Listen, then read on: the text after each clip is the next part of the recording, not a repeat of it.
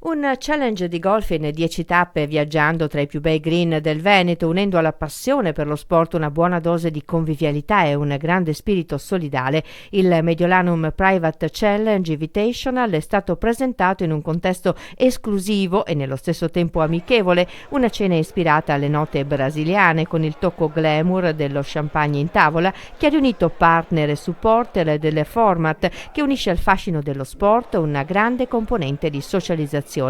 L'idea è ispirata ai valori del golf applicati ad un modello che è anche imprenditoriale.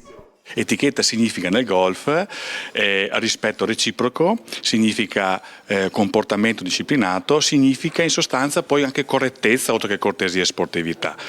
E queste caratteristiche, che sono proprie del golf, io le ho viste come dei valori che hanno guidato la mia attività di consulente finanziario, che ormai faccio da 30 anni.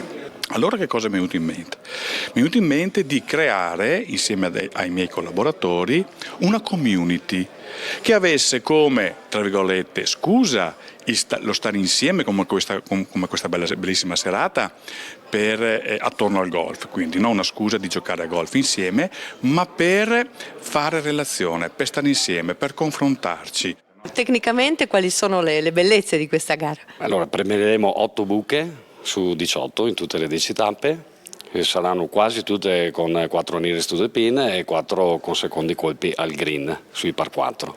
Perciò quest'anno cambiamo un po' la formula, togliamo il drive contest e diamo la possibilità a tutti di poter vincere. 10 tappe, quali sono le differenze tra i diversi campi e quali sono appunto le sfide più belle per chi affronta questo torneo? Allora, dal Sail Link classico di Albarella, dove faremo 2 tappe, una a luglio e una a agosto, passeremo al Golf Club Montecchia con 2 tappe, andremo a Frassanelle con 2 tappe, inizieremo dal 5 di maggio, perciò sabato prossimo, poi andremo nel campo di Asiago, andiamo nel campo di Colli Berici e 2 tappe a Golf Club Amata di Castelfranco.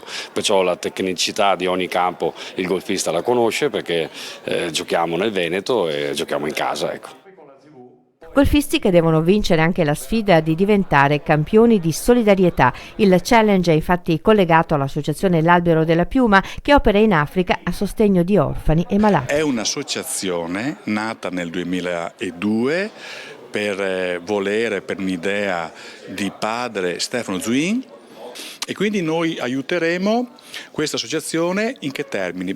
Questi comboniani seguono attraverso le suore, che sono in Africa, in Malawi e in Zimbabwe, 5 ospedali. Per i 2 ospedali del Malawi l'associazione invia farmaci. Negli altri 3 ospedali dello Zimbabwe questa associazione cosa fa? Manda alimenti, acquista apparecchiature diagnostiche, apparecchiature ospedaliere. Ma soprattutto questa associazione si occupa dei bambini che vivono lì, perché sono orfani dei genitori che muoiono in quegli ospedali e di fatto loro non hanno più nessuno.